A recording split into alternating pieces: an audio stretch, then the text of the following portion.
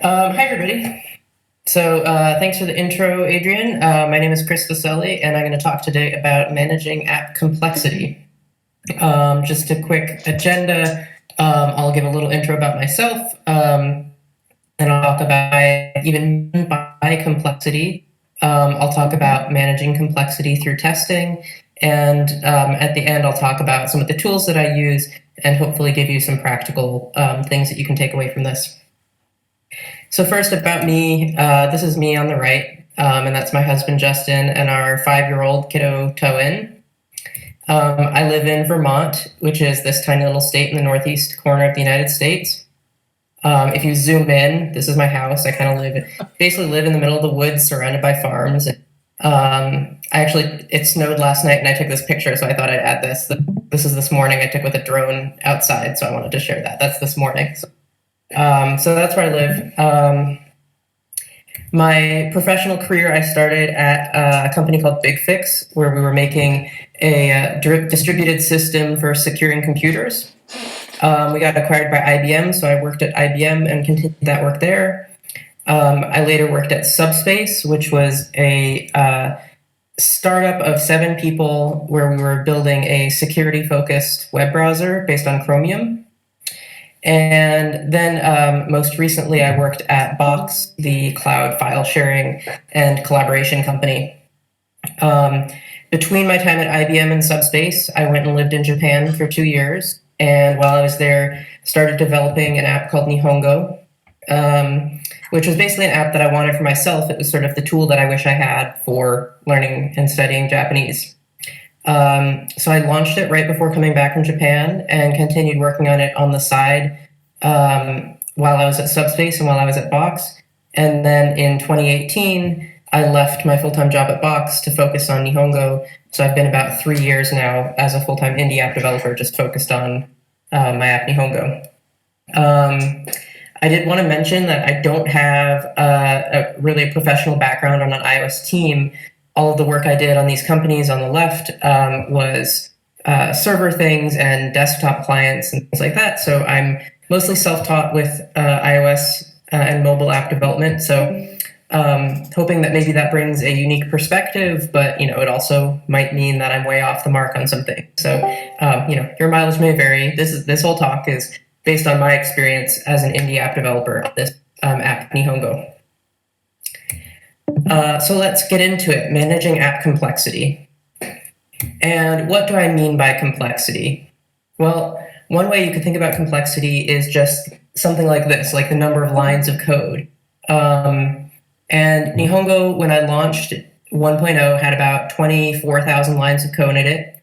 And in my latest release, which is 1.27, I have closer to about 80,000 lines of code. So you might think, okay, we've gotten 3 times more code over the course of this app. Is my app 3 times more complex than it was in 1.0? And I would say no. I think the app has gotten far, far more than 3 times more complicated than it was in version 1.0. And so what I want to talk about next is sort of how the mental model I use this idea of complexity and what I mean by that. So if I go to Nihongo 1.0, it's kind of an oversimplification, but let's pretend that Nihongo 1.0 had just 3 features in it. Three features, each with their own screen. So it's a Japanese dictionary. It has a search screen where you can search for words either in Japanese or in English. Then you tap on one of those words and you can go to a word entry where it displays the meaning and part of speech and things like that. Japanese also has the concept of something called kanji, which are the Chinese characters that are used in Japanese. And each of those also has its own meaning and sounds associated with it. So in a Japanese dictionary, in addition to having word entries for a word, you'd have kanji entries that would tell you the meaning of each of these characters. So each box represents sort of a certain amount of complexity in the app, one sort of screen of the app. And because we had 3 screens, the total complexity I'm going to call 3 in Nihongo 1.0. If I go to Nihongo 1.1, let's say I added the feature of conjugation tables. So because I'm adding one more screen to the app, let's call that a total complexity of 4. 3 plus 1 equals 4. In Nihongo 1.2, I added support for the iPad. Until this point, the app was iPhone only. And when I add iPad support, it doesn't actually add like a new screen to the app or a new area of functionality to it's taking all of the existing pieces and having a different configuration for it. The app behaves a little differently on the iPad and iPhone for each of these screens. So I'm going to say that the total complexity now is 8. We doubled, we went from 4 times 2 is 8. In Nihongo 1.3, let's say I add a new feature. I add flashcards. So I'm adding the ability for you to now take a Japanese word and turn it into a flashcard that you can study. And now when we add this, it's adding 2 more of these squares, 2 more sort of units of complexity, so that we get a total of 10. And so what I'm calling this is when I add something in this direction, I add a new feature that's adding some new way you can interact with the app, and a new screen or some additional functionality to an existing screen. I call those additive features because they add to the total complexity. In Nihongo 1.4, I added support for multiple different languages. And I apologize for the poor sort of 3-dimensional perspective here. This is supposed to look like this is kind of going back into the screen here. So if we add support for now, we have the app in English, German, and Chinese. Each of those now represent a new sort of configuration for the app, and you now have a total complexity of 30. The way to think about this, you could have the app running, you could be looking at the search screen in iPhone or on iPad, and then in each of these different languages, English, German, and Chinese.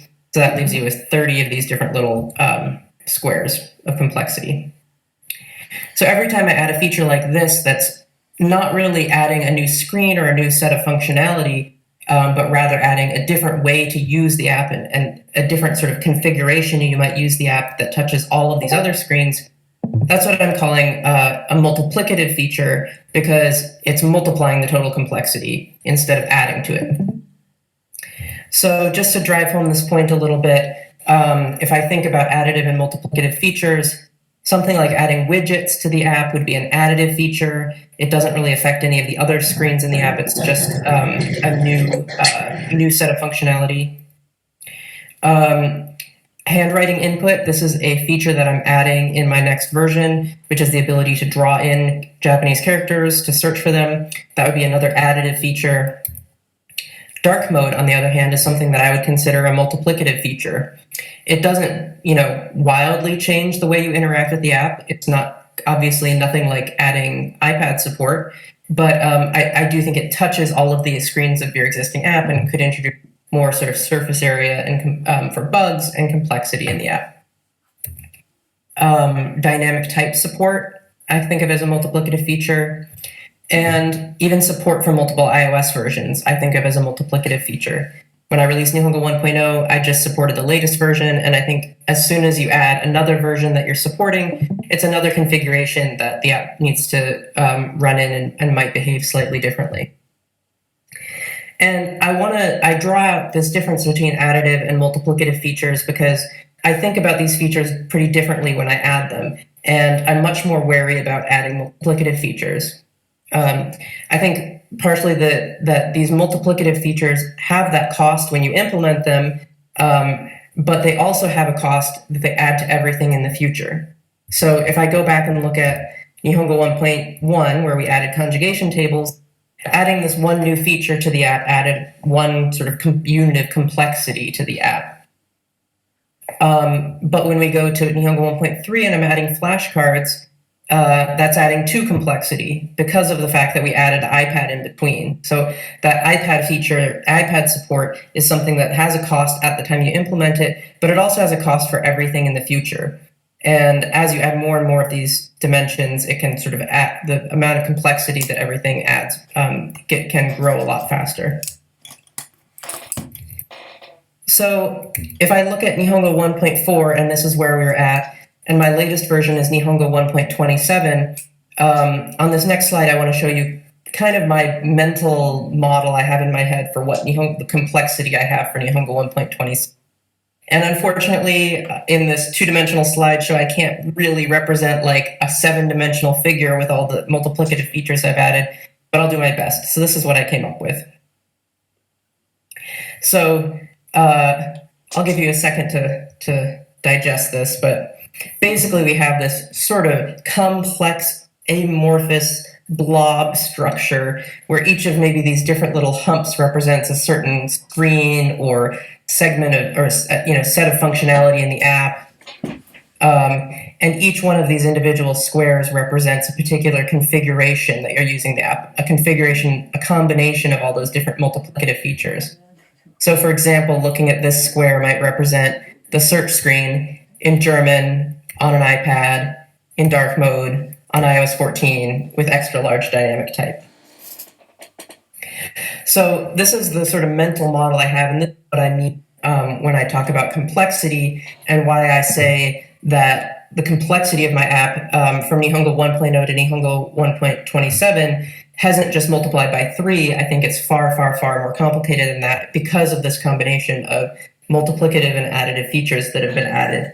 I think if you were just adding additive features, maybe that would be true, but because of all the multiplicative ones, it ends up growing far more complicated.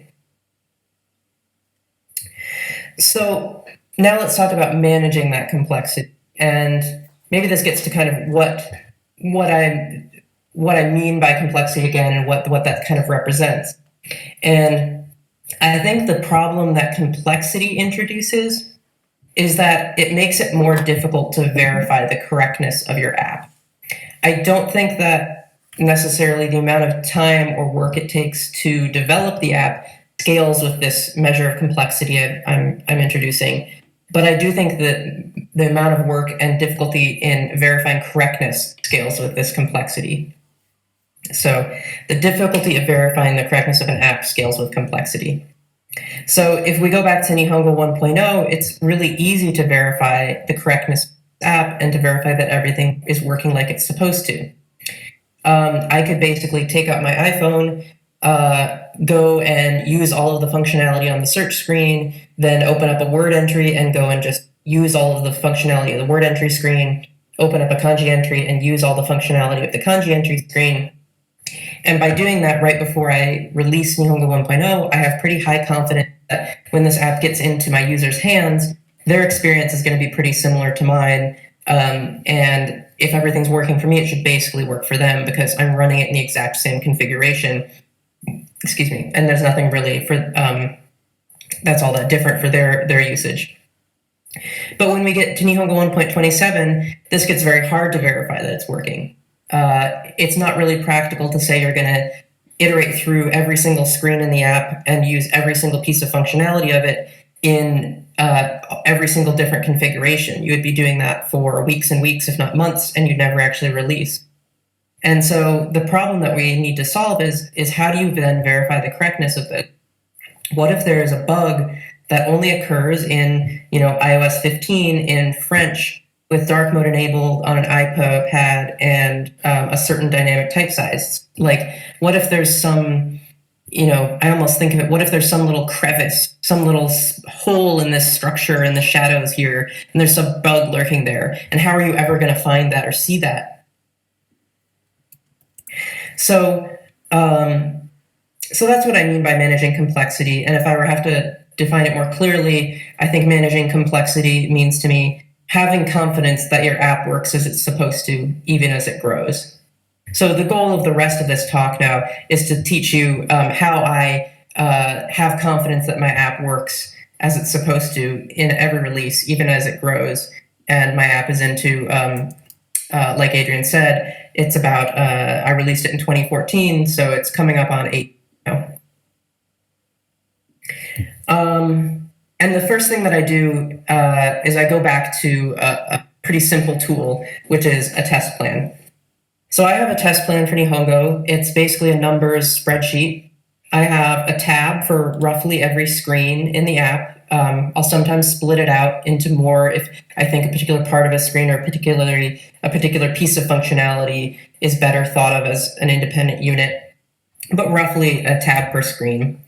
And I try to clearly define what the behavior is supposed to be for each piece of functionality, especially when it's not obvious, but even when it is.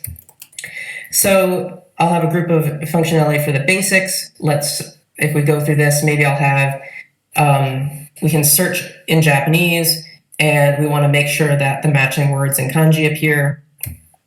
We can search in English and make sure that any words, the matching words that have that English word in their meaning appear. If we do a search again, we want to make sure that the results are replaced when you hit the return key or when you hit the search button.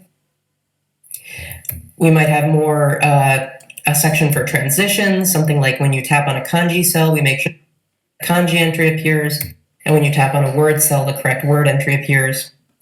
So overall, these are, in a lot of ways, some of these are really basic things that are pretty obvious, but I think having them spelled out and something that you can iterate through a list so you don't accidentally forget something, especially as an app gets larger and larger, is really powerful and really useful.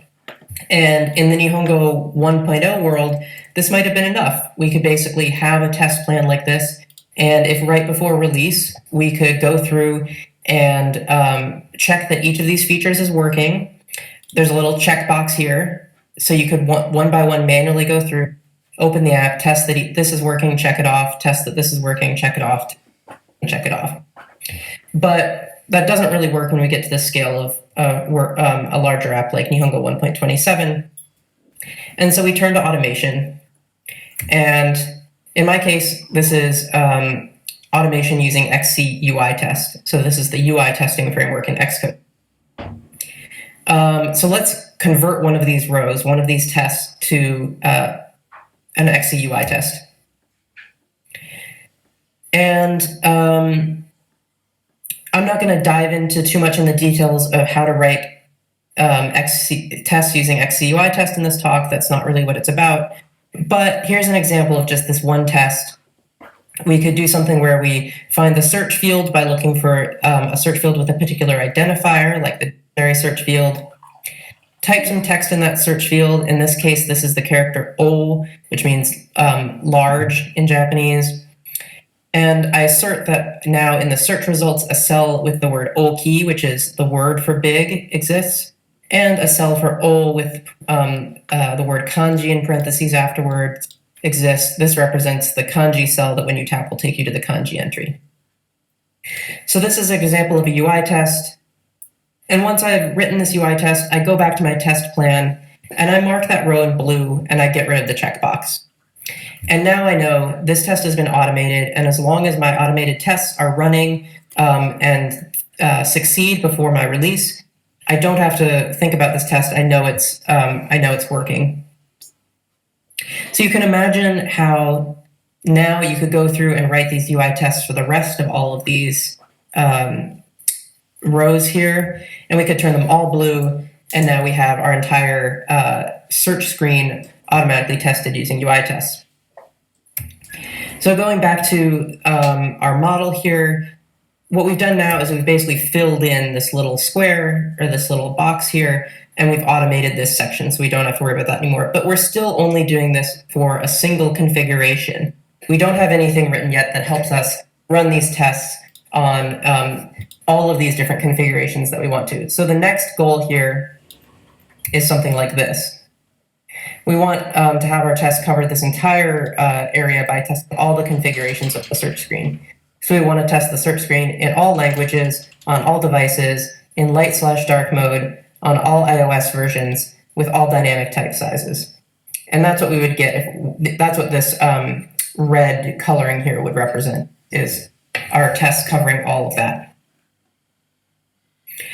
So before I dive into that, before I dive into how we extend these tests to run in all these different configurations, I want to take one quick diversion and talk about unit tests. Unit tests are a super important part of this picture as well. If I were to think about my mental model for where I use unit tests in Nihongo, it's something like this. If I were to take the structure and sort of crack it open, I think what you'd find is these internals of these different pieces that don't actually depend on the configuration you're running in. They don't really depend on dark mode or light mode or dynamic type size. Things like the text parser in Nihongo, or my dex serialization code, or a conjugator. These are all things that don't really interface with the user at all and don't really aren't really affected by those different configurations. So these are the kind of things that I use unit tests for in Nihongo. And the rest I actually use UI tests for. And this is pretty different than a lot of what I've done in other companies that I've worked at. And I'm sure different people have different opinions on how to approach this. But in my experience doing app development work, sort of unlike some of the other work I've done, I've actually found that this sort of surface area where you interact with the user tends to be the more bug-prone part of my code and of my app and requires more attention. Especially across iOS updates, I find that nearly every iOS update, Apple changes something about the way that navigation controllers or about split views work or something like that, and something is always being broken by that. So in my experience working on Nihongo, I've actually found that my unit tests are very stable and they generally don't find too many bugs. And it's these UI tests where I'm actually interacting with the app in the way that a user would that end up finding issues that crop up. I also tend to find that in my iOS app development work, as opposed to, say, my work on distributed systems or my work doing a desktop sync client, I find that the code is sort of closer to the surface. And what I mean by that is a lot more of my code ends up being about how it interacts with the screen or something like that. And in my experience, I found that those have been better tested or are better, more naturally tested UI tests than trying to use unit tests. So in my app, I actually tend to not use unit tests in these different screens and these different layers and focus on UI tests. Although I realize that different teams and different apps will have different needs. The last thing I really like about UI tests, and why I'm going to focus on UI tests for the rest of this talk, is that I think they really provide a direct answer to that question that I asked at the beginning, which is, does my app work as I expect it to? Is this app working? And I think when you think about what it means for your app to work as you expect it to, that means really what's that experience when a user gets it and they press this button and go to this screen and enter this text, and what's the output and what do they see? And I think that's really the end result that you want to verify. And so I think you kind of can more directly answer that question with UI tests. So all of that just to say, unit tests are definitely important and valuable, but this talk is going to focus a little more on UI. So let's jump back to this question now. Oops. Digression over, we're jumping back now and talking about UI tests again. And let's talk about how we can extend the UI tests we just wrote to work and to cover everything in all these different configurations. So for my app Nihongo, I use that using Jenkins, which, if you're not familiar with it, is a piece of continuous integration software. Think something like Xcode Cloud or any of the other sort of tools like that, that lets you run some scripts on a machine every time that there's a Git check-in or periodically overnight or something like that. And so I've decided on these 5 dimensions that I want to make sure that all of my tests are running: the device, the OS version, dark light mode, language, and dynamic type size. And the way that this ends up looking in Jenkins is something like this. And I'll give you a second to kind of digest this. But this is a matrix of configurations where each one of these squares basically corresponds to one of those squares in my amorphous blob structure that I showed. It's a unique combination of these 5 properties. So if we start on the left, we can see these are the 4 devices that I run tests on: an iPhone SE, an iPhone 10, an iPad. This is actually, I think, a 9.7-inch iPad and a 12.9-inch iPad. This second column represents the OS version, testing either on my oldest supported OS version or my latest supported. The next column is light or dark mode. And then if we flip up to the top here, these are the different languages that I support. So English, German, Spanish, simplified Chinese, traditional Chinese, French, Russian, and Dutch. And these are two different dynamic type sizes, L, which is the default dynamic type size on iOS, and XXXL, which is the largest non-accessibility dynamic types. So in an ideal world, I would basically run all my tests in every single one of these combinations, and even more combinations. I might add more dynamic type sizes, more devices and things. But unfortunately, in the real world, these take a while to run, and I have to balance getting the good coverage with actually getting results back in a reasonable amount of time. So I have a home setup where I have 2 Mac Minis that run these tests, and I've picked these, I think it's 11 configurations. These blue dots represent the actual configurations that I run my tests in, and that gets me coverage of at least one test running each of these different variations, and it's a set that I think gives me a decent amount of coverage for what I want out of these tests. So this is what I do to expand that coverage, and how do we actually do this in practice? And I'll go one by one, or go through each of these different dimensions and how we can set up tests to run with them. So the first two are really easy, actually. When you run UI tests from the command line, you can create a simulator using the xcrun sim control command. And when you create a simulator, you can pass it the name of the device you want and the operating system you want. So I can pass in here iPhone 8, and I can pass in iOS 15.4. And then when you run this command, it'll output a UDID, which you can capture. This is just shell syntax that you can capture the output of this command and put it into a variable named UDID. And then you can run your test using Xcode build, passing this UDID into the destination flag. So this one is pretty straightforward, and you can create a simulator based on this to test these different dimensions. When we get to dark light mode, things get a little more interesting. And so I'm actually going to jump out of my slides and give a little demo here, because I think this is actually pretty cool. So I'm gonna, let's see, stop sharing for a second. And I'm going to share my screen.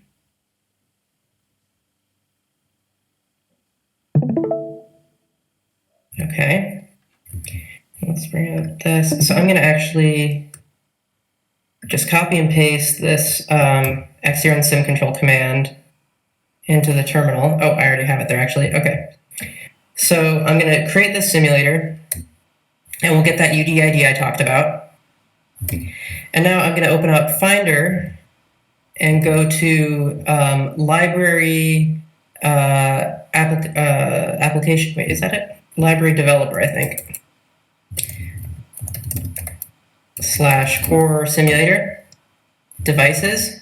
And I'm going to look for this UDID. So it's 35A something. Okay, here it is. And so we can actually see here, if you look, and maybe this is hard to see, maybe this is small, but you can see actually the sort of shell of an iOS device here. And this is everything that's on disk that's sort of just set up for us ahead of time by this xcrun sim control command before we actually launch this simulator for the first time. And there's really not a lot in here. And specifically, I'm going to look at this preferences folder. So what I'm going to do now is I'm actually going to go back to terminal, and I am going to boot up the simulator and just show you what happens if you watch it. So xcrun sim control boot, this UDID. You'll see the simulator starting up, and you can see the whole file system kind of come alive here. So you can see everything being populated, and that's what happens the first time that you launch one of these iOS simulators. And you can see it's still kind of doing some work even after you reach the home screen for the first time. In particular, we can look at this preferences folder, which is all of a sudden populated with all these different list files. And I'm going to sort this by date modified, so you can see it's still working here. It's still sort of starting up. And these preference files represent basically all of the settings for an iOS device. Pretty much everything that you find in the settings app is controlled in lists.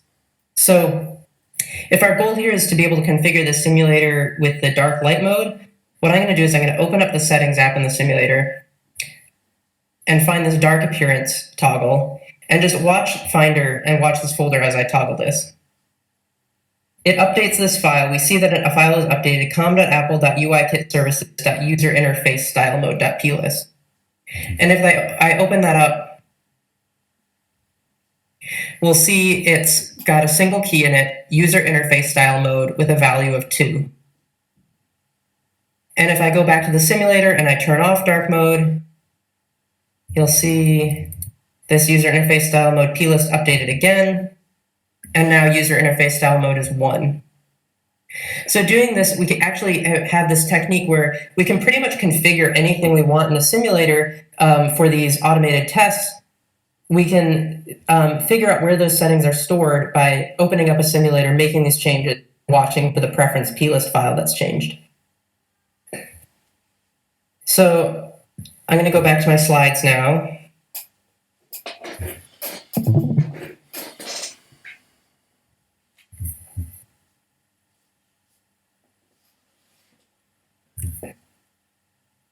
Oops. Okay. So for getting this dark light mode, we can use a tool called plist buddy, which is built into macOS. If you haven't used it before, it's basically a command line tool that lets modify plist files. So we find this path to that file, user interface style mode.plist. That's going to include that. The path is going to require that UDID that we found, because we go into library, developer, core simulator, devices, and then that UDID, and find our way to this plist file. And we're going to add this user interface style mode as an integer with a value of 2 for dark mode or 1 for. So we can actually configure this file after we've created the simulator and before we've booted it for the first time, and it'll actually respect that, and it'll keep that value when we actually boot up the device. So this is a way that you can configure, you can create a simulator, configure the dark light mode setting at time. In my case, we can do that for language as well. If we were to do this same technique and watch for the files that change when we change to the system language, we would find that there's a file called .globalpreferences.plist, and in it there's an Apple languages array, and we can add an entry to that, in this case, ES for Spanish. So we can add that, and that would set the language of our simulator to Spanish. Dynamic type size works the same way. There's a file com.apple.uikit.plist, and it has in it something with the key UI preferred content size category. And if we set that string to UICT content size category XXXL, that would set the dynamic type size to that largest non-accessibility type size. And there's different values for each of the different dynamic type sizes. So this is how I go about actually configuring all these devices to run with in all these different modes. And you can kind of imagine now how you could automate this in Jenkins or in your CI server of choice to run all of your tests on simulators in each of these different environments. Some of these different things, Apple has in later versions of XC-Run Sim Control, they've been starting to add more direct support for them. Like, I believe you can configure dark light mode by an XC-Run Sim Control command and dynamic type size by an XC-Run Sim Control command. But this gives you a little more power just to configure anything that you want. That's in basically anything you can touch in that settings app in iOS, and so for the time being, I'm still mechanism. So that gets us to we've now automated all of this across all these different configurations, and that basically means now we've filled in that whole section. Blob, sort of 3D blob thing with automated testing for all those different each screen in every different configuration.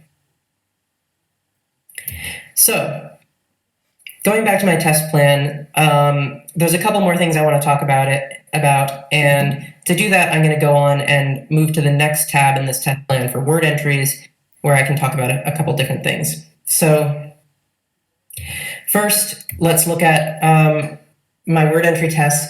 And one of the features of Nihongo is that on a word entry, there's a little speaker icon you can tap. And when you tap it, it'll speak the word out loud, so you can hear how it's pronounced.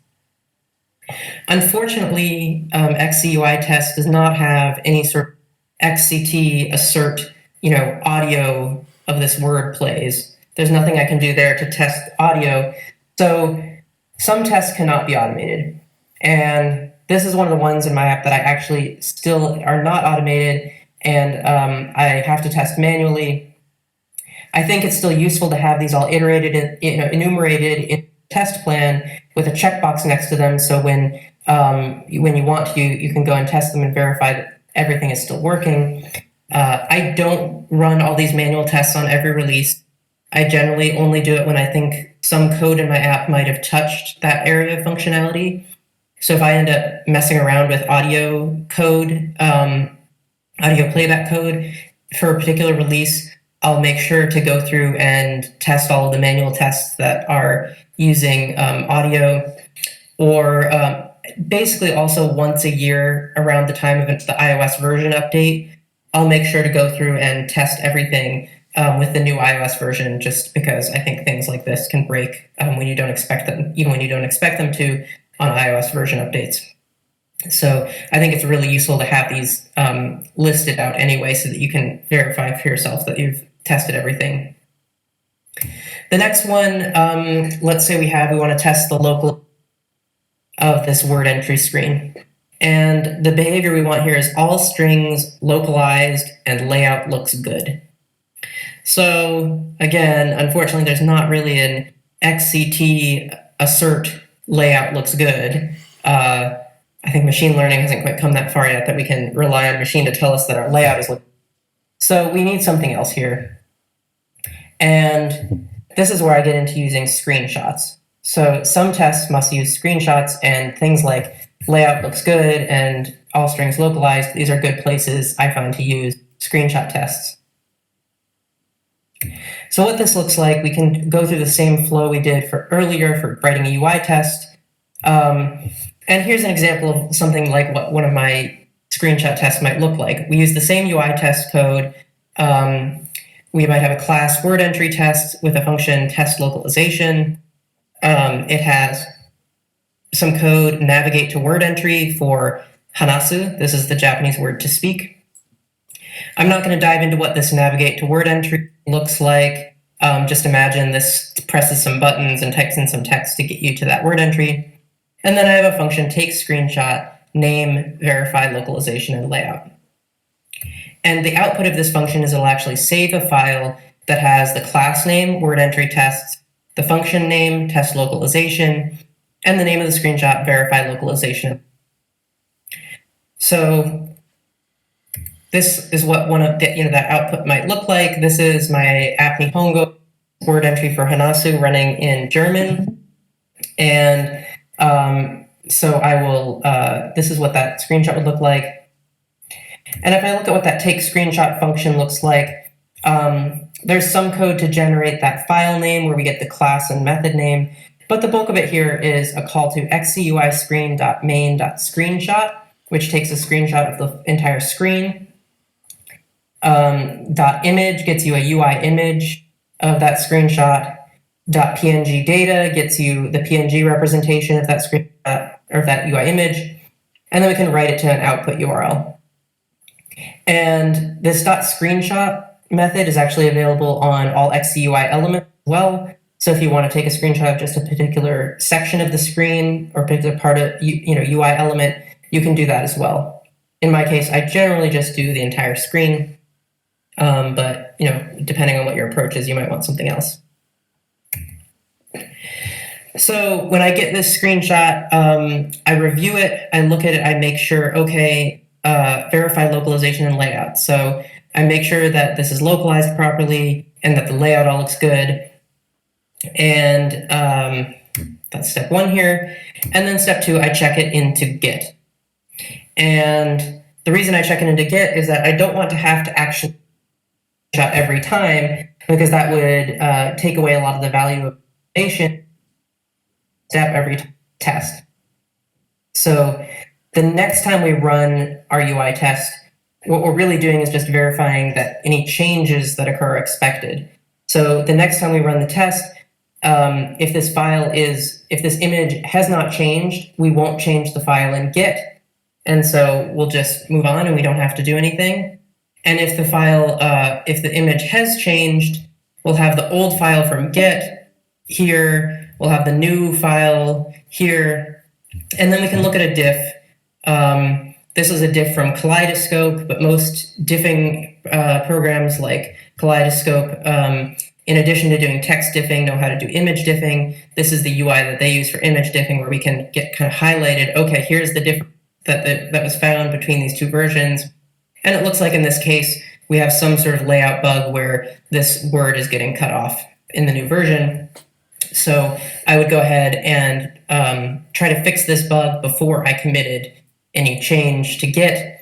On the other hand, you might just see that the new screenshot just represents some intended change in the layout, in which case you just commit the new version to Git, and then you can review that the next time. So with this, we can take one of these localization rows here and turn it blue and get rid of that checkbox, and we consider this now part of our automation, and we don't have to run those tests or we don't have to manually test those. We can just be confident that as long as those screenshots haven't changed, we're all good and we don't need to do anything. So that kind of brings me to the end of my talk. And so sort of to summarize here, how do I manage complexity and feel confident in my app release? I use unit tests for internal components that aren't interacting with the user and aren't touching those different configurations that a user might run the app in. I write UI tests for most additive features in the app. I write screenshot tests when the UI test can't verify functionality. I run all of those tests across a variety of configurations via my continuous integration server, in this case Jenkins. And I also maintain a test plan that enumerates all the features in the app and all of the expected functionality, even those that can't be automated, so that on every iOS app release or whenever I feel a particular area of functionality has been modified, I still have the ability to go through and verify that the entire app has been covered and is working as I expect it to. And that's it. Thank you very much. Wow. Thanks a lot, Chris. That was a really interesting presentation. In particular, the blob of complexity that you were displaying. I thought that was a very intriguing way of visualizing how an app evolves. And also, yeah, and it was quite hacky, or I would say it was really amazing how you reversed engineer the startup sequence of the simulator to find out where to insert all the configurations. And of course, that's amazing. And Apple has a bad rap for not setting the tools right for developers. So I think that was really cool. Yeah, sometimes you got to just take it into your own hands and dig around in there. Yeah. All right. So we're gonna continue the session now, and I will be asking Chris different things, and then we will open it up for all attendees to talk and exchange. So yeah, I would like to start off by asking you. So before we start, I'm going to go run and grab a glass of water real quick, and then I'll come back and questions. So hold on 1 second. Totally.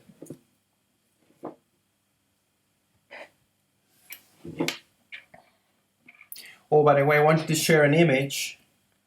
I was looking through my notes, and I'm going to share that in the chat. And this is a visualization of the complexity of iOS, the operating system itself, across different versions. This is up to 14, which is not the latest one, but you kind of see how it has been growing. over time. So it's not only the apps, but also the operating system that keeps increasing in code. And as Chris just mentioned, it's not just the code, it's all the things that go with the new features and the multiplicity of options for those features to interact with one another. So that's where we are at. And let's see how long we can keep this going, or Apple can keep that going.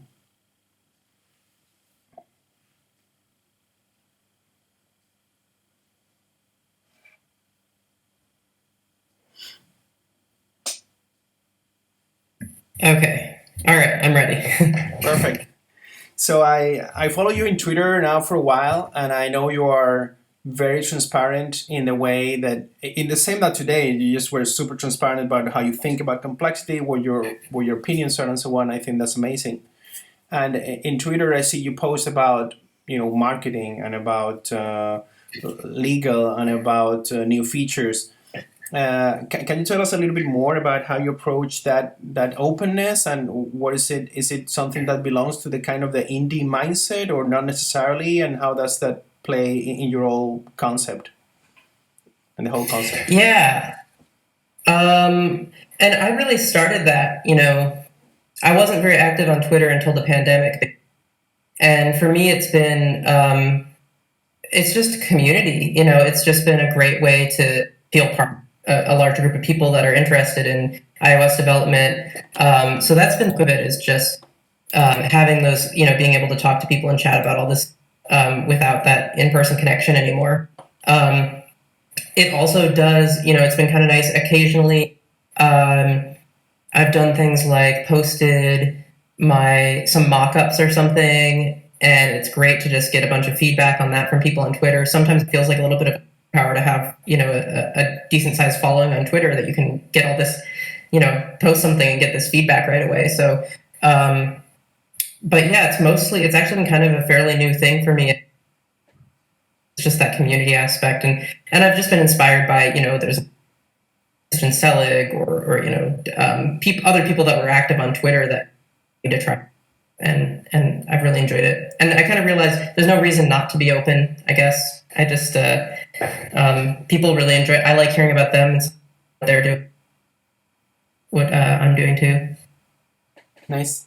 I gotta say that you posted recently about how the design change to your subscription page actually increased your conversions, and I actually used that as inspiration for a client app I'm working on. And I thought, look, this developer is actually increasing conversion by doing this kind of design. So we're kind of ripping off some of those ideas. Yeah, and I got some of that from other people that I follow too. So yeah. Awesome. Okay. And speaking of Twitter and sharing, you also shared a very interesting tweet where, of course, you started developing with Objective-C, but you kind of shared an image where you kind of reached as much Swift code as Objective-C code. And of course, this is a very loaded topic in our community, what to use, what not to use. Also, if you go into Swift UI and UI Kit, there are, pretty strong camps about what you should or shouldn't use. What is your reasoning around choosing Swift, or do you care about rewriting stuff from Objective-C to Swift at all, or in what cases? So I try to just keep, value for my users in mind, basically, is the long and short of it. And so I don't go about just converting from Objective-C to Swift for the sake of doing it. I do find, I think, for long-term maintainability, I like Swift as a language. I think, in particular, I think all of the functional programming aspects of it are really nice. When I go back and look at Objective-C code, and I wish I had, map and filter and, like all those things. So, and obviously that's where Apple is going, and a lot of the new frameworks are just Swift only. So I'm definitely moving that direction. But I don't really, if I'm not touching an area of code in Nihongo that's in Objective-C, I'm not actively trying to go through and convert it, just because I only have so much time, and that takes away time from something else that I could be doing that's, more valuable to my users. Okay. So let's say if you were going to expand on a particular piece of functionality that you had already done in Objective-C, would you just carry on modifying that function or source file in Objective-C, or would you just go through the trouble of at least that part, extract it and make it a Swift file? It depends a lot. If it's a really small change, just like 1 or 2 lines or something, I'll go and just make the change in the Objective-C file. If it's like a function, single function that I need to change, I might just, I actually have kind of a pattern of creating a Swift extension to Objective-C files. So if I have a, word entry view controller.m and .h, I'll add a word entry view controller.swift with an extension of the Objective-C version, and then just write a single function in there in Swift. So it's a little bit of a Frankenstein, which is not, not ideal, but I think it's and then I think the thought is once that word entry view controller.swift gets sort of larger and that interaction between the two, it doesn't feel anymore like it's just I have this one-off thing that I need to do, so okay, I'll write that over here. But it's actually complicating things by having these 2 layers. Maybe I'll go through and actually convert the whole thing to Swift and take the time to do that. So there's a lot of gray area in there in exactly when I make the switch and how much of a switch to make. But yeah, that's really interesting. And also mentioning the Frankenstein, I think no large application is ever free of that. I think every large application, as you evolve it, it kind of becomes a Frankenstein almost by necessity. So it's also good to be able to handle that situation. Yeah. So you mentioned these additive and multiplicative features, and it would seem to me, correct me if it's not the case, that the additive features are more like customer driven, like flashcards or stuff that is kind of meaningful for your customers as Japanese students, and the multiplicative features are kind of system driven, kind of new things that Apple throws into iOS and people come to expect, like dark mode, which is not necessarily something your users would be asking by themselves, but because they are in the system, they kind of expect it now. So is that how you see it? And does it ever, cause you trouble to think about the stuff that Apple is creating on the platform? Yeah, I mean, I think that's roughly the way it breaks down. It's true. I'm trying to think of more multiplicative features, if there are any that are really like user driven, user feature driven. Most of it is supporting all these things from Apple. So another one I think about is like iPad multitasking support and being able to switch between regular and compact width, on the fly, switching between the like split mode and the full screen mode. That's another one that, another sort of multiplicative thing I think of that causes a lot of pain. So, and I think it's finding that balance, because you want to be a good iOS citizen and support all the things that Apple wants you to support, but at the same time, those aren't usually the things that my users are clamoring for. So it's always kind of a balance. Okay. And speaking of that, how do you prioritize new features, new stuff that you're going to be putting your hours? And now we know that you have to think about the test plan, and it kind of makes you take a stock of all the stuff that is involved in rolling out a new feature. And I know from other friends who have indie apps that they get emails from people asking all sort of features. So at some point, you got to put the brake and say, and really make a tough call about what to do or what not to do. How do you approach that? Yeah, it's always tough. And I do the same thing. So I get emails and I have a subreddit for my app. So I take feature requests there. And I actually track all of them. I have an Asana account and I track them all in Asana. So I have all the features that I can sort by how many requests they've gotten. And so that's definitely one big input to how I pick which next feature to work, is just what am I getting the most requests for. But there's also some of the big things that people aren't going to ask for. Like I added OCR, like the ability to use your camera to look at a Japanese word and look it up. And that was something that like no one was asking me to do, but I think once I do it, it's now some people's favorite feature. So you kind of have to balance that with like what taking some of your own sense of what's important and what's going to be useful to people, and mixing that with the signals that you're getting from the users. And there's no real, like, I don't have a formula for it. I usually just kind of have a gut sense, like, I'm hearing about this a lot lately, and this has been near the top of my requested list. So I'll go work on this. And I try and bounce back and forth a little bit also between things that are going to be more growth focused, like redesigning the purchase screen. Like, that's just something, it's not really a great feature that anybody's asking me for, but I know, like, I need to throw in some time at that kind of thing every once in a while to actually, like, continue to grow the app as a business. So it's always kind of floating and trying to, do a little bit of everything over the course of a few releases. And then my biggest problem lately is that I just don't have enough time. I never have enough time. My kid is at home lately, so I'm doing a lot of work. So I'm not putting in, like, I maybe get 15 or 20 hours a week on it these days. So trying to make sure I'm taking features that's not going to take me, months to complete, and that I continue to get things out. So lately I've been trying to, like, not do any really major things and just focus on a bunch of smaller items that people have been asking for, that I know I can complete in, like, a month, just to get something out there. That's really cool. And you also touched on the business side of things, which, of course, you're not just developing, you're just taking care of the business, and it has to be sustainable. And like you said, what you do has to provide value for the customers. So I think, please elaborate on that, but I think there might be this fantasy that when we think about indie apps, it's like, oh, I'm going to do my own app, and I'm going to program it, and then I'm going to sit back, and the passive income is going to take care of me for the next 2 years. But from all I get from the indie developers that I know, is pretty much the opposite. Like, it's a lot of constant work and a lot of support and a lot of following up. And that might be different to what one might expect at the beginning, right?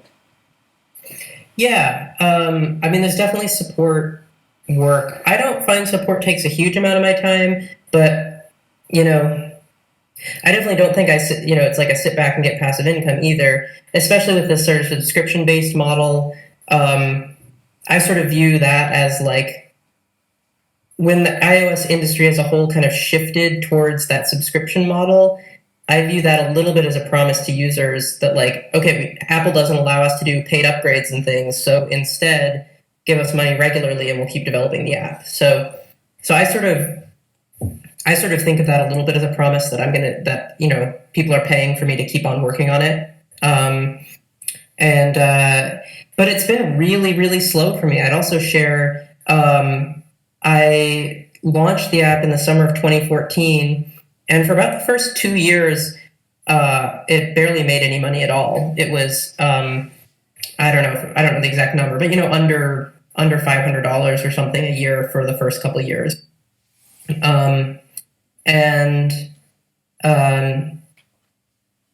And so it's definitely not been like a thing where I build the app, get it out there, and then get rich. Like, and even now, it's, I'd be making more money if, I was working somewhere else.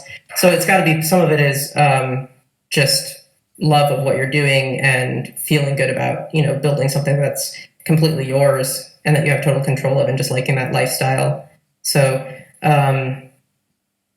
so for me, it was actually when I first launched the app, I was really thinking about it in a lot of ways just as something for myself. And it was kind of fun to put it on the App Store as sort of a personal accomplishment. But the app was mostly, I felt like if this was helping my own Japanese studies, and I could go, and when I felt like I wanted to add a new feature to it, or I wanted to tweak the way something worked, I could just go in and do that. That was super valuable to me just as a tool for my own Japanese studies. So I sort of thought about it, honestly, for the first couple of years more as my own app for myself that I happened to have on the App Store. And then it wasn't until, and I was working full time as a software developer at other companies. And then it wasn't until I started to get some traction and started to make some money off of it that I pivoted towards actually focusing on it and thinking about it more as something for my users, and focusing on that kind of development. Very nice. So, and in terms of, you already mentioned that now you think about how long is it going to take you to make a new feature, and you try and plan for your capacity. but has it ever been a case where there was something that you found, and this is something particularly fascinating to me, which is the estimates, right? It's something that comes up in the industry really often. Has there been any occasion where you thought, oh, this is going to be so hard to do, and then it was super easy, and the other way around, something that you thought, oh, I'm going to do this in a couple of days, and then it was so much more? I think one that took a lot longer than I expected was localization. When I first converted it to different languages, I sort of had this in my head, okay, well, I just use NS localized string, I hand off all the strings to my translators, get it back, verify it, I'm good to go. But it ended up being a lot more than that. Partially, I have like tutorials in the app that have screenshots in them, so I was trying to get those translated, and I decided to automate a lot of the generation of those screenshots, generating app screenshots in general in all these different languages and all the different device sizes, which practically, you probably want to do that automated as well. And then as a dictionary app where I'm going to have users that are looking up words, it's getting all of the data for the definitions of Japanese words into, getting the different data source for those words to have, German definitions or Spanish definitions instead of English. I ended up doing a whole thing where when you search, if that word exists, it has an English definition, but it doesn't have, say, a Spanish definition, I'll show you a machine translation of the English definition in its place. So you still have access to that word and can kind of get a sense of what it means without, even if the data set isn't totally there for the other language. Doing searches and handling like conjugating verbs properly. A lot of that stuff you get kind of for free in English, but like being able to do a search for a German word, a conjugated form of a German word or something, and have it match properly, like that, requires a bunch of extra work to get going. So that was one that ended up being a lot more than I expected. I'm trying to think of one that was easier. It's never easier than I expect.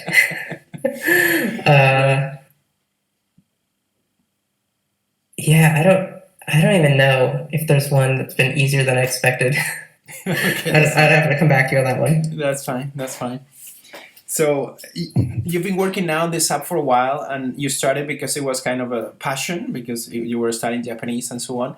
Does it ever get boring or stale, or do you ever wish you were working now for another app, or do you ever feel sort of, too bound to that application, or is it something you carry on like doing, really willingly? And what are your techniques to manage your motivation around that?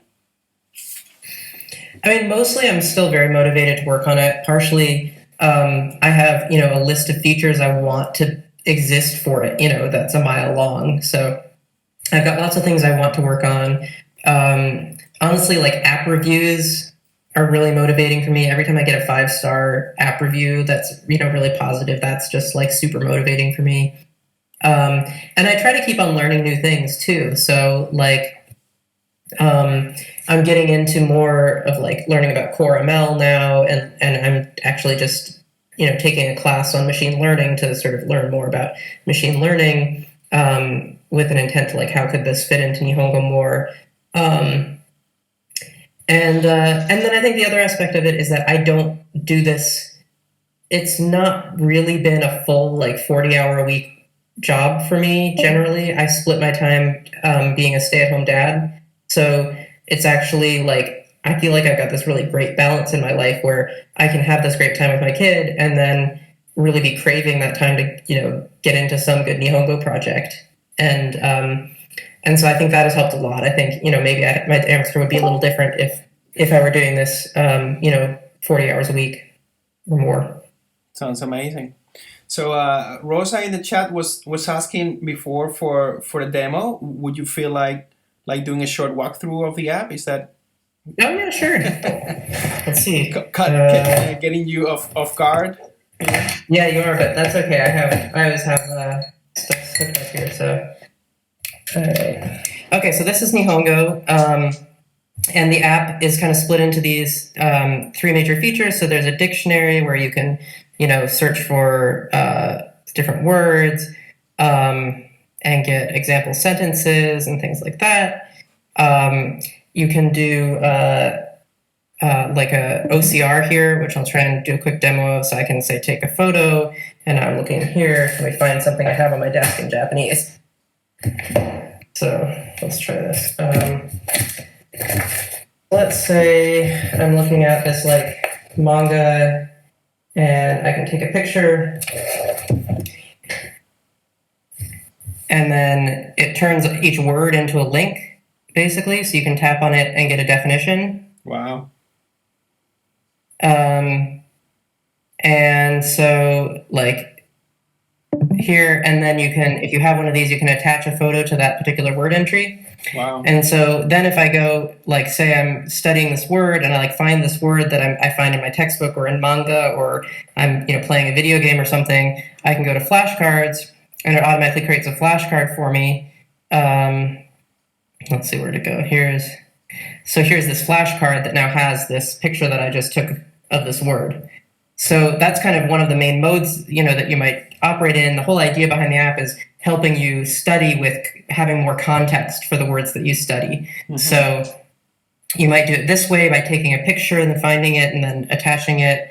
You can also like copy and paste text into the app. So that's what this clippings feature is. So if I go to like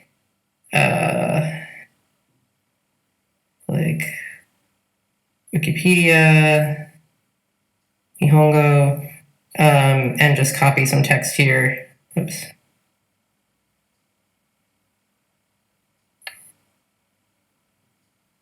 And paste it. Whoops. Quit. So I paste that text in, and I've actually. I'm sorry. You're going to see me go to my debug menu here because I was testing something here that just broke. I have a secret debug menu here. I'm testing a new parser. Okay, so let's try this again. I paste the text in here and save, and it'll add. This is like the take all the Japanese characters and put their pronunciation on top. And again, you can kind of tap on any word to look them up. And if you want, then it automatically creates a flashcard deck of this as well. So this is all of the words that were in that piece of text that you can now study as a flashcard. And you can do things like only look at words that appeared, at least twice in this piece of text. Mm-hmm. So I would do this a lot where like trying to study by just reading books. And you take a chapter of a book and put it into the app and then say, okay, I only want to study the words that appeared twice in this chapter of this book. And so you can filter down to just that and then study just those words. And so it'll learn over time, what words you know, which ones you don't, and prompt you to review words. So it's a whole sort of spaced repetition-based flashcard system as well. So I have 121 cards I'm supposed to review today, where you can go through and study each of these. This is I've been playing Earthbound and adding vocabulary from that lately. So that's actually a cool thing too. If you like take screenshots on your like this was on Nintendo Switch, take a screenshot and then just copy it to your phone, and then you can do the OCR. So this will actually like let's see if this works. Yeah, so you can like tap on these words to look them up now. Wow. So. Yeah, I can see why you never get bored is because you're using it. I mean, you're dog fooding all the way. That's amazing. Yeah, I mean, I use it every day. I try to get through my cards to study every day. I'm actually getting ready to move back to Japan now, hopefully in the next few months. And so I've been really back into studying Japanese, and I'm using it every day, just playing games and studying from that a lot, or taking pictures of things I see and trying to add them. Great. Hey, thank you. All right. So I think we can open it up now for everybody to just ask you whatever they want, or just comment on what they think. What do you people think?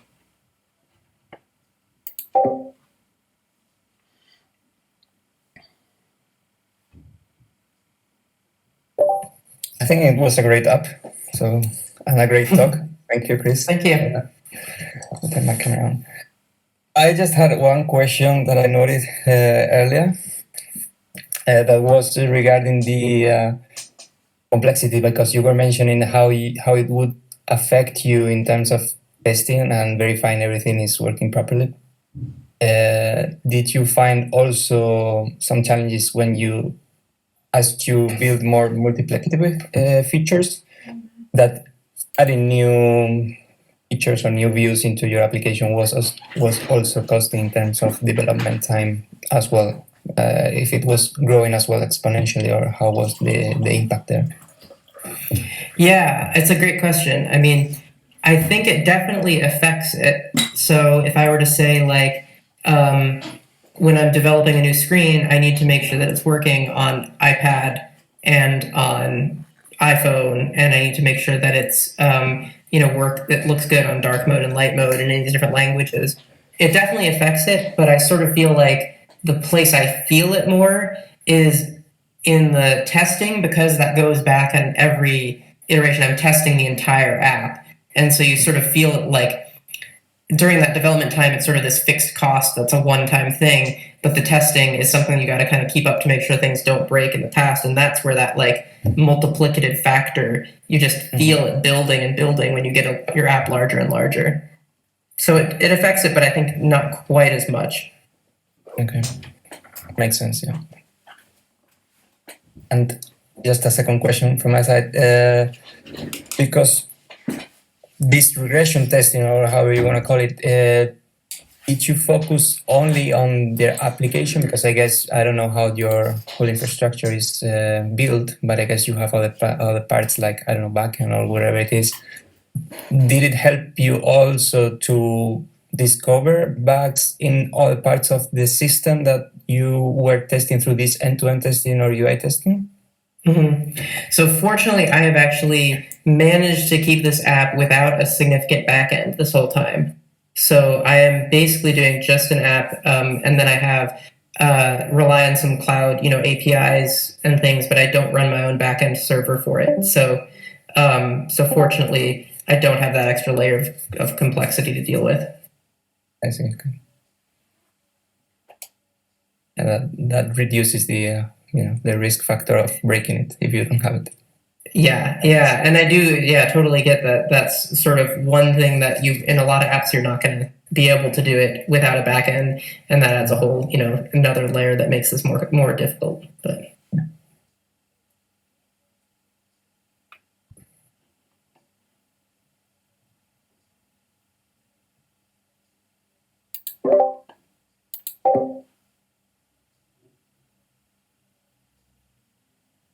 I think you're muted. Okay, you're muted. Okay, I was going to ask just if you finished, Rafa. I think so. Yeah. Okay. Go for it.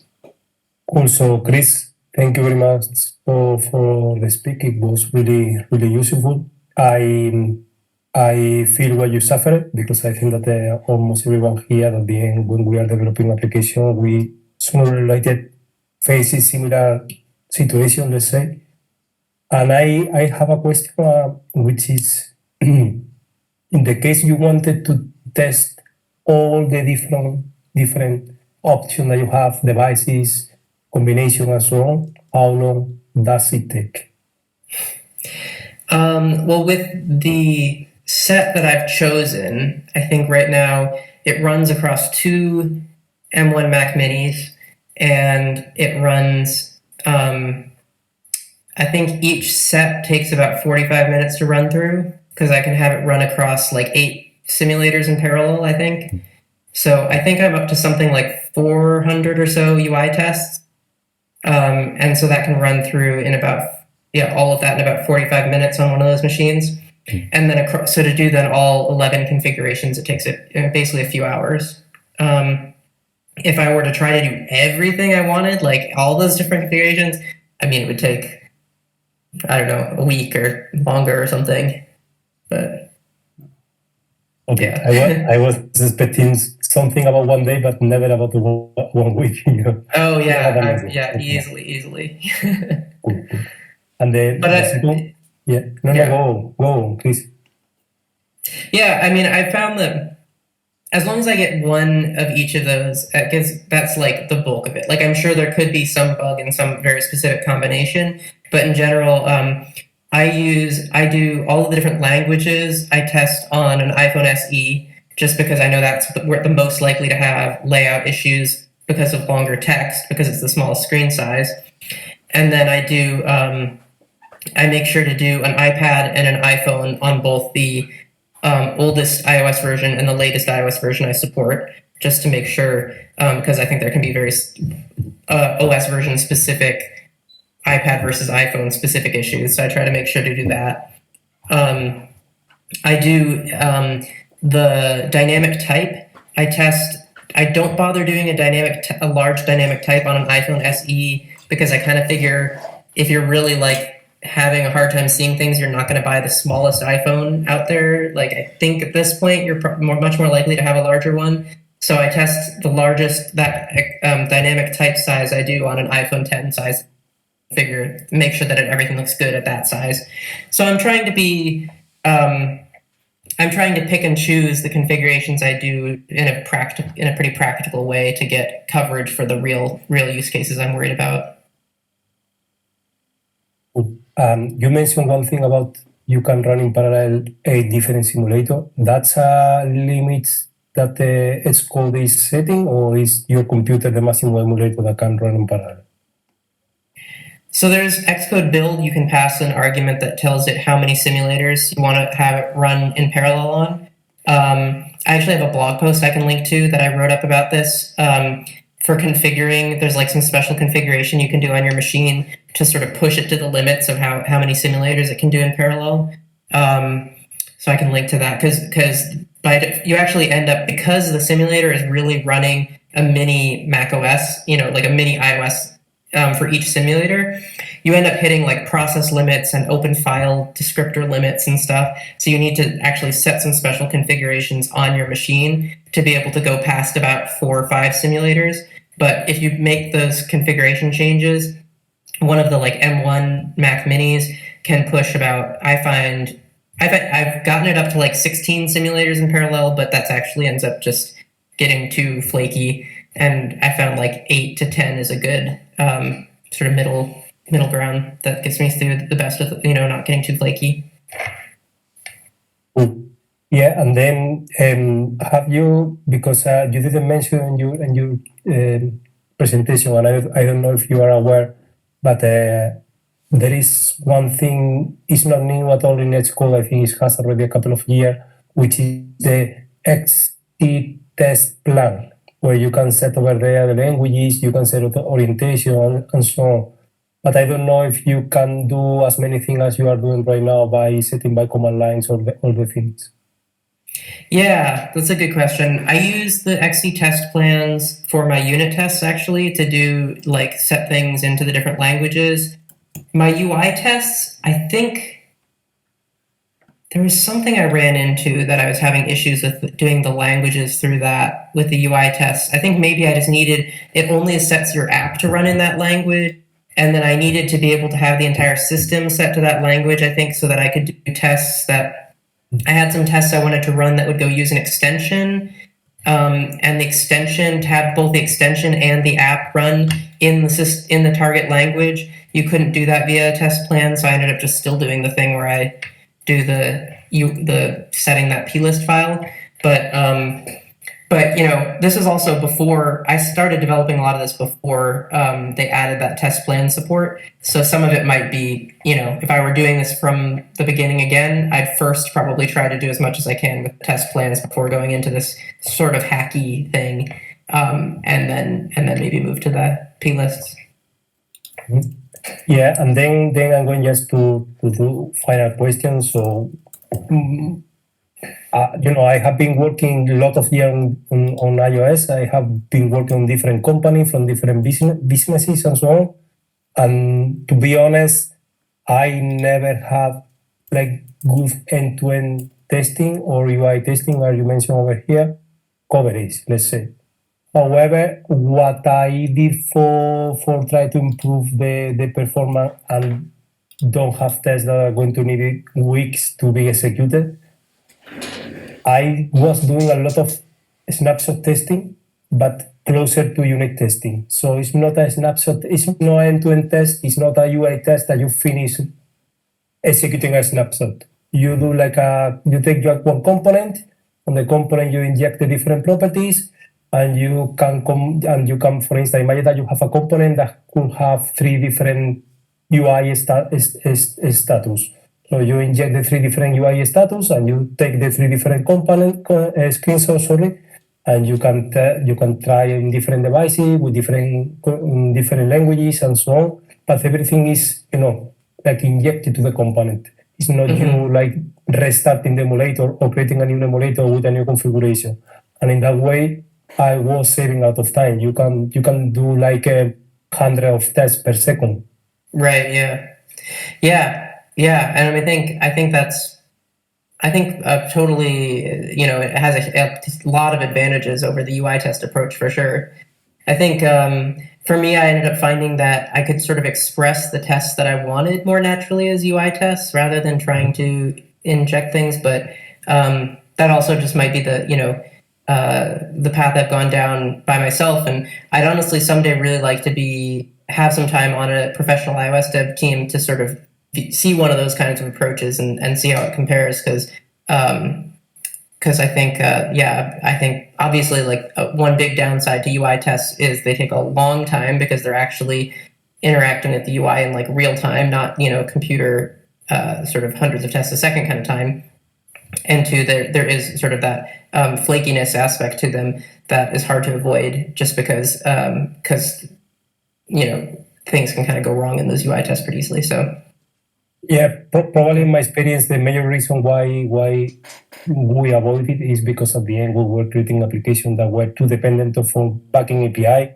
So it's so difficult then if you need to create a user or if you need to create an account and do whatever step that you just can do the very first time, and then the next time you can do it anymore with that specific user, and then you need to create another one. So for these kind of scenarios, probably we never did a huge end-to-end testing or UI testing for the application that I had in the past.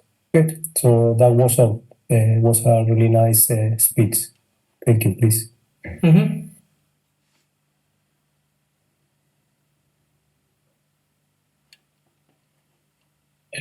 Just one quick thing. I was working at a company where they also had a lot of UI tests, which took a lot of time, obviously. And what we were trying to do there was speeding up the test by increasing the default animation speed or disabling animations at all. So it can speed up tests, but then the flakiness rate increases. So I kind of have to make a trade-off between speed and flakiness. UI tests are still hard. Yeah. Well, and one thing that I do for that, so I have I have basically where I run the tests in this massively parallelized version where I run everything, and then I grab all of the failed tests, and every test that actually failed during that, I rerun in serial. So. Afterwards. So that's actually one thing I do to deal with the flakiness.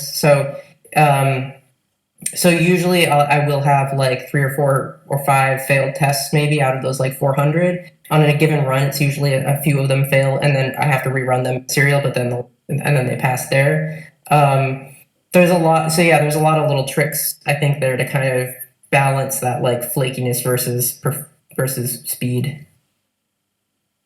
Yeah, if it's only 5 or 4 or 5 from 400, it's a pretty good flakiness rate, I would say. So yeah. And all those other things that I've just kind of developed over the years, I've developed this whole thing where instead of doing, I developed something that I've been calling XCT assert soon. So it basically is instead of doing XCT asserts everywhere, I'm doing XCT assert soon, which basically is just it checks something, and then if it fails, it tests again in a second, and then if it fails, it tests again, and it tries 3 times. And so there's little things like that where once you kind of get these patterns for sort of making it a little more mushy, a little more able to mold to how the system is actually flowing, you can kind of get, I've done a lot of work in trying to get those, in there just to help with the flakiness.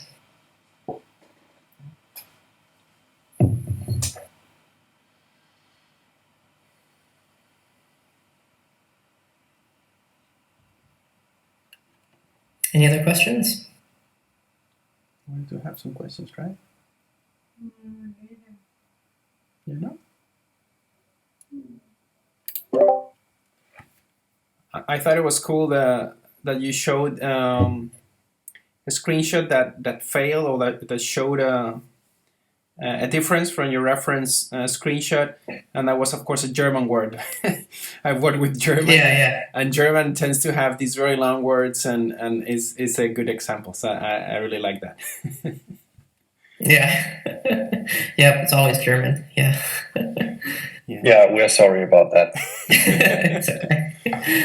In terms of flakiness, I have also done a bit of UI tests, and just like, what's your name again? Sorry, calling from Germany. It's Lars. Lars. So Lars. I also ran a few UI tests, and especially with text fields. I always found that text fields were particularly flaky, and the keyword wouldn't come up, and that was frustrating. But I think I ended up baking some of those ideas myself, like you were saying, Chris. Like, retry again. Don't fail straight away, but just keep trying.